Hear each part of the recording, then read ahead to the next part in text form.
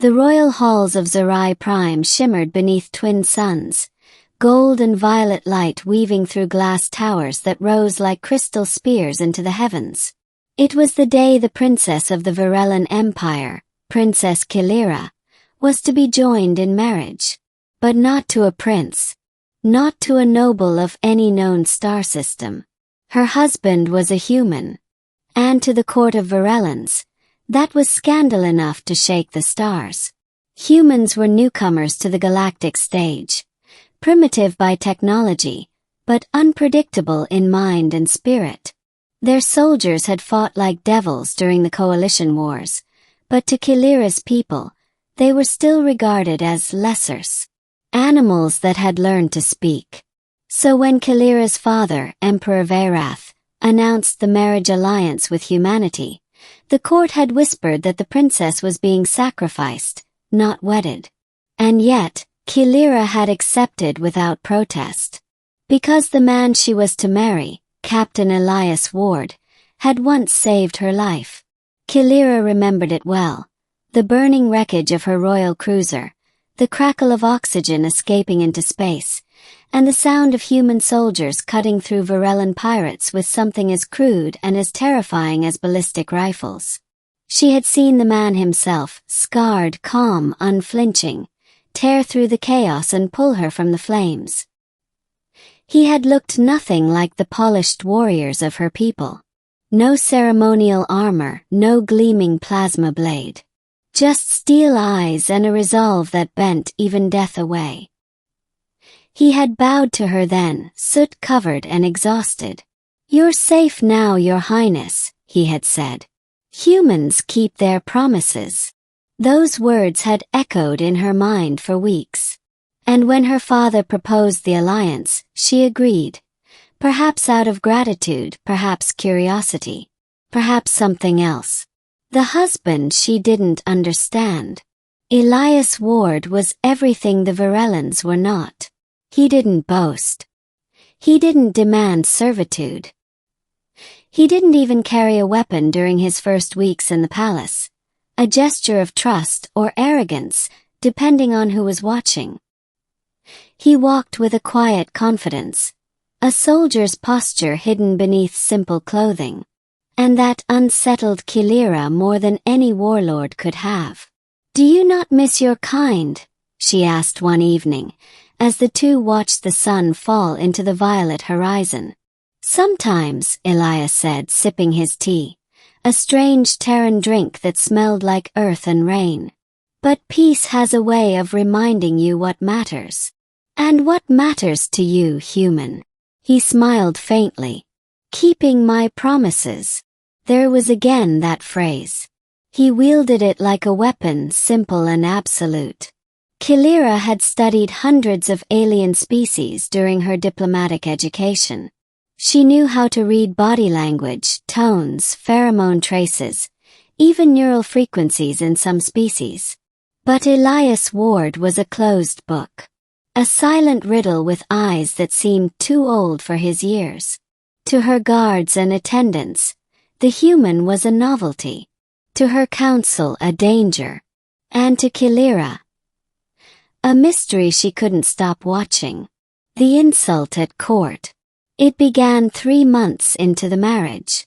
The royal court of Zerai Prime gathered for the annual feast of Bloodlight, a celebration of victory from centuries past. Alien nobles from dozens of species attended, shimmering in their robes, surrounded by drones and servants. Elias attended quietly, dressed in the formal garb given to him by the palace tailor. He looked plain. Almost invisible among the iridescent alien aristocrats. The nobles whispered. Some snickered. A human consort. How quaint. Can he even hold a blade? Perhaps he is here to polish them. Kaelira pretended not to hear. She sat tall beside her husband, her regal composure like carved marble. But when one noble, Lord Ivrex, a rival of her father's court, approached, the air turned acidic. "Your Majesty," Ivrex said with a mocking bow, "I must commend your generosity." Not every empire would allow their princess to wed such a delicate creature. Elias looked up. Delicate? Ivrex grinned, baring sharp teeth. Why yes. You humans seem so fragile. Bones that break, skin that burns, and such curious customs. Do you even understand how to wield a sword, Terran? Kaelira felt the insult like a blade to her pride. But Elias only smiled, calm, unbothered. Where I come from, he said, we don't draw blades to prove we have one. The table fell silent. Ivrex's grin faltered, replaced by cold fury. Perhaps that is because humans fear to die. No, Elias said softly. Because we know what dying costs. The noble snarled, but Kaelira raised a hand. Enough.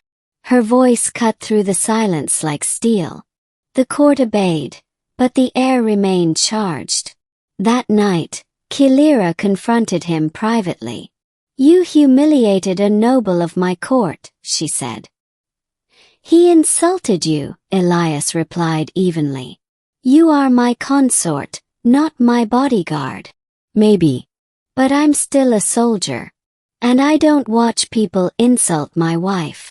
For a long moment she stared at him, at this strange, dangerous human who refused to bow to fear or etiquette. Then she turned away, her voice softer than she intended.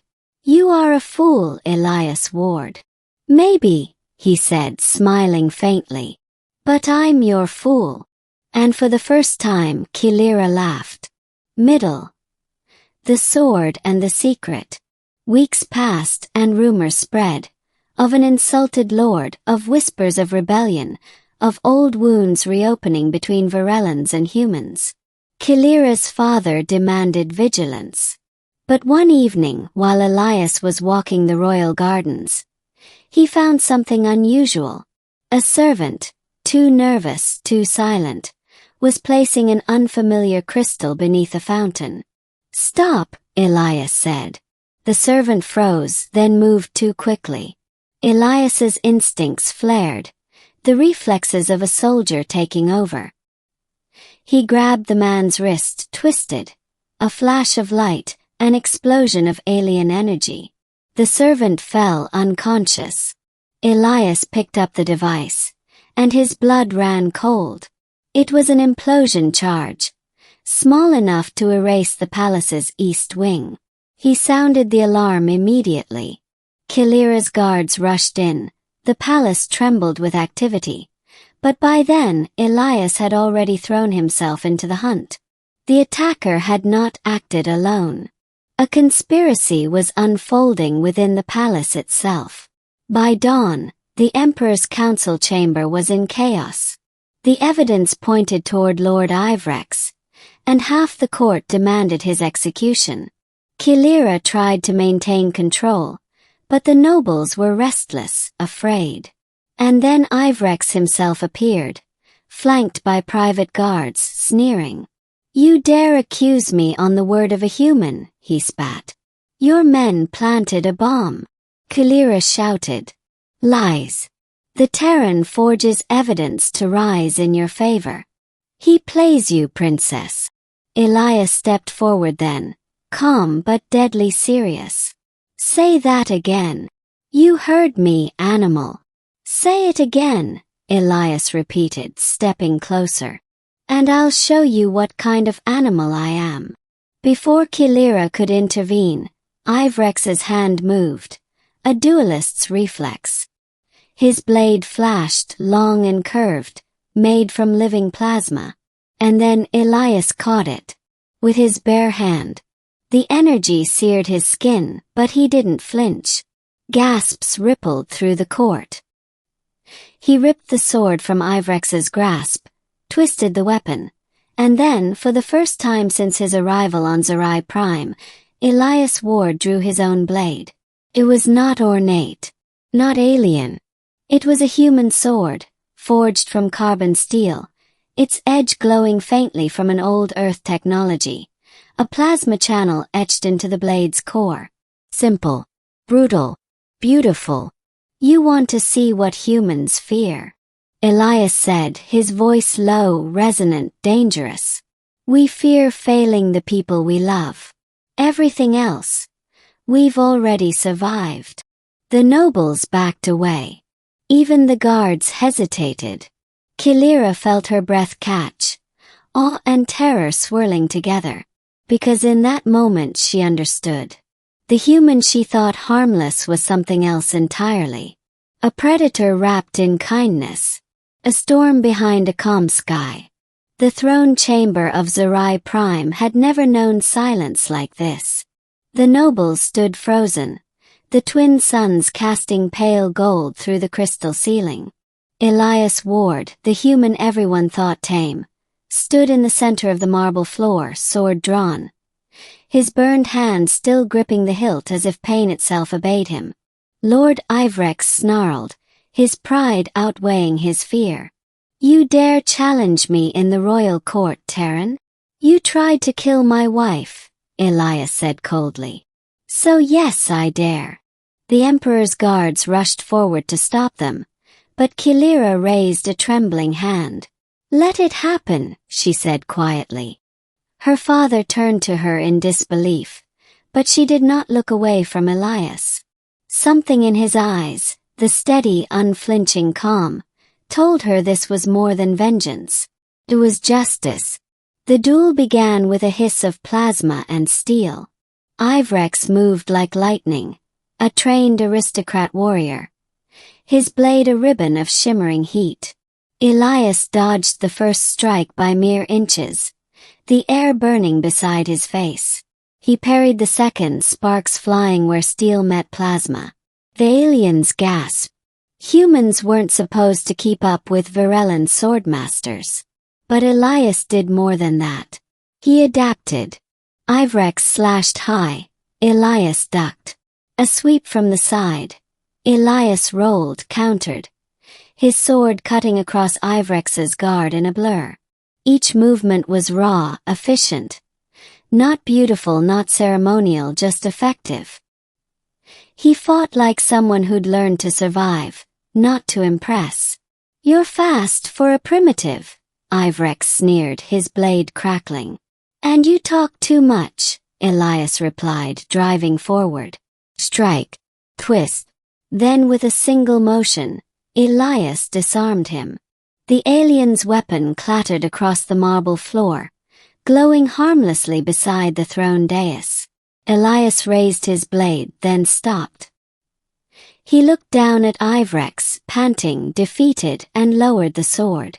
You don't deserve to die by my hand, he said. But if you ever threaten her again, I'll forget mercy exists. The aftermath. The court erupted. Guards surrounded Ivrex, dragging him away in disgrace. The Emperor ordered his titles stripped, his assets seized.